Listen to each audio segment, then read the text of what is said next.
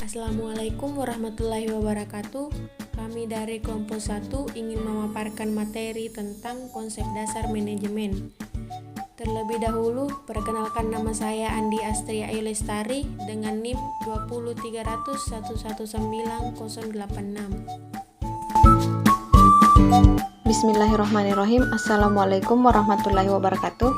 Baiklah, perkenalkan nama saya Endang Wulandari dengan NIM 20300119068. Assalamualaikum warahmatullahi wabarakatuh. Perkenalkan nama saya Reni Asdani Nur, NIM 20300119062. Assalamualaikum warahmatullahi wabarakatuh. Perkenalkan nama saya Mirda Yanti Sabar, NIM 20300119054. Baiklah, saya akan memaparkan materi pertama, yaitu tahap-tahap analisis sistem. Tahap-tahap analisis sistem terbagi menjadi 4, yaitu identifikasi masalah, memahami cara kerja dari sistem yang ada, menganalisis hasil penelitian, dan membuat laporan hasil analisis. Yang kedua, definisi sistem informasi manajemen menurut para ahli dan kelompok kami. Menurut George M. Scott, sistem informasi adalah kumpulan dari interaksi-interaksi sistem informasi yang menyediakan informasi baik untuk kebutuhan manajerial maupun kebutuhan operasi. Menurut Stoner, sistem informasi manajemen merupakan metode formal yang menyediakan informasi yang akurat dan tepat waktu pada manajemen untuk mempermudah proses pengambilan keputusan dan membuat organisasi dapat melakukan fungsi perencanaan, beroperasi secara efektif dan pengendalian. Jadi, dapat kelompok kami simpulkan yaitu SIM merupakan suatu sistem manajemen yang dikerjakan oleh sekumpulan manusia yang membentuk sebuah jaringan guna mengumpulkan informasi-informasi yang valid untuk mengetahui sumber-sumber modal yang dalam suatu organisasi, entah itu data internal maupun eksternal, guna untuk tujuan organisasi agar lebih baik.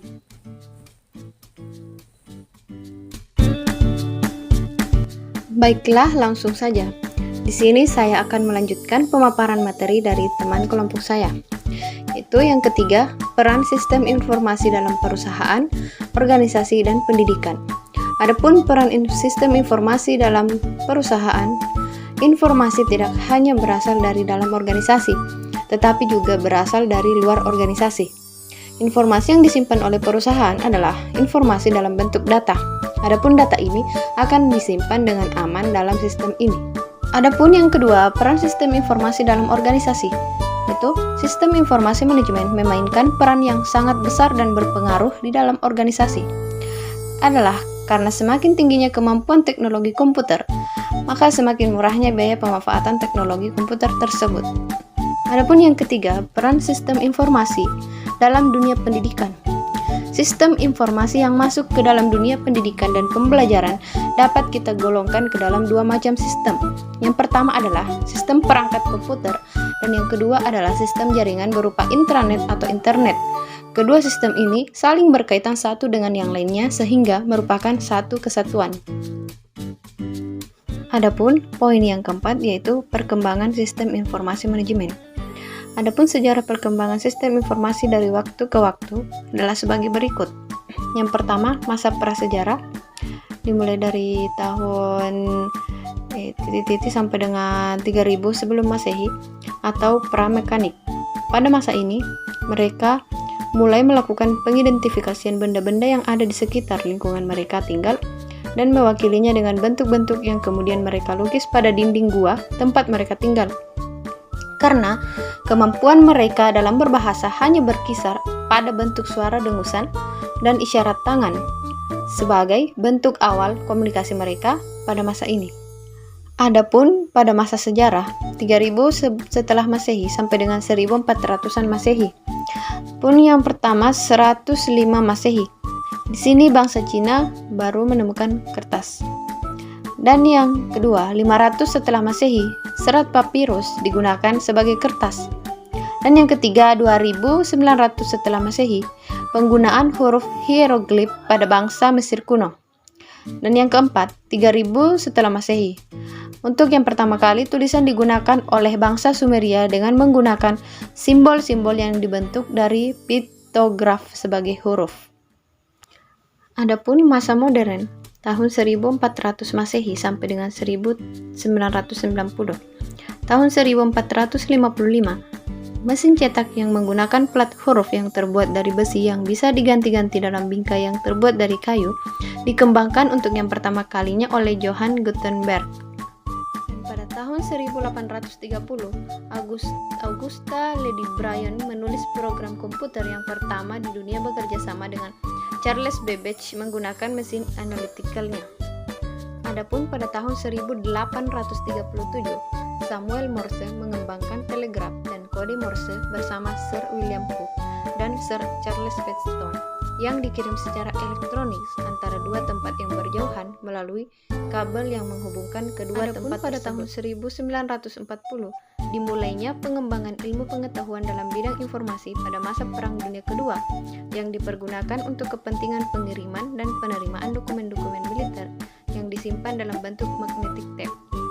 Adapun pada tahun 1946, komputer digital pertama di dunia ENIAC 1 dikembangkan.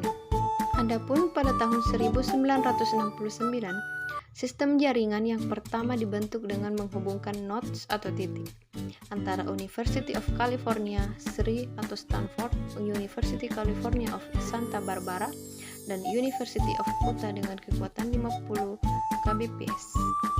Adapun pada tahun 1973 sampai 1990, istilah internet diperkenalkan dalam sebuah paper mengenai TCP atau IP. Kemudian dilakukan pengembangan sebuah protokol jaringan yang kemudian dikenal dengan nama TCP atau IP. Adapun pada tahun sekarang, tahun 1991 sampai sekarang, sistem bisnis dalam bidang IT pertama kali terjadi ketika CRN dalam menanggulangi biaya operasionalnya memungut bayaran daripada anggotanya. Sebelum sesuatu sistem informasi dikembangkan, umumnya terlebih dahulu dimulai dengan adanya suatu kebijakan dan perencanaan untuk mengembangkan sistem itu. Yang pertama, kebijakan sistem. Nah, di sini kebijakan untuk mengembangkan sistem informasi dilakukan oleh manajemen puncak karena manajemen menginginkan untuk meraih kesempatan-kesempatan yang ada yang tidak dapat diraih oleh sistem yang lama, atau sistem yang lama mempunyai banyak kelemahan-kelemahan yang perlu diperbaiki. Misalnya, untuk meningkatkan efektivitas manajemen, meningkatkan produktivitas, atau meningkatkan pelayanan yang lebih baik kepada langganan. Yang kedua, perencanaan sistem. Perencanaan sistem ini menyangkut estimasi dari kebutuhan-kebutuhan fisik, tenaga kerja, dan dana yang dibutuhkan untuk mendukung pengembangan sistem ini, serta untuk mendukung operasinya setelah diterapkan. Perencanaan sistem dapat terdiri atas perencanaan jangka pendek dan perencanaan jangka panjang. Perencanaan jangka pendek meliputi periode 1-2 tahun, sedangkan perencanaan jangka panjang meliputi periode sampai 5 tahun.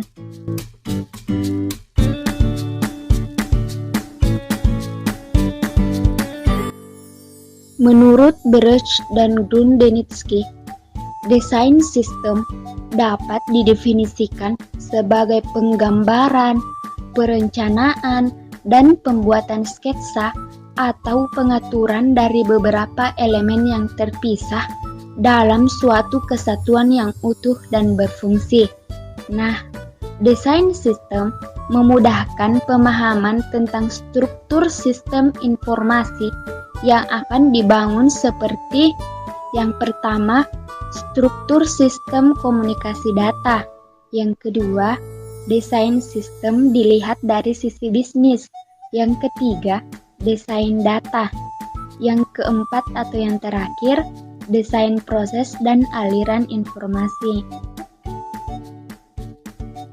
Bagian terakhir adalah pengguna sistem informasi manajemen.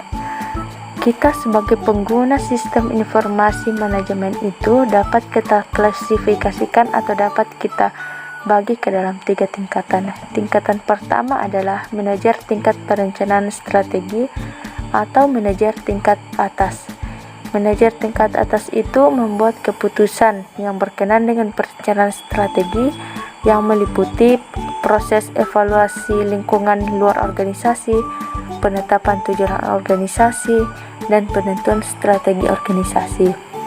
Kedua adalah manajer tingkat pengendalian manajemen atau dikenal dengan manajer tingkat menengah.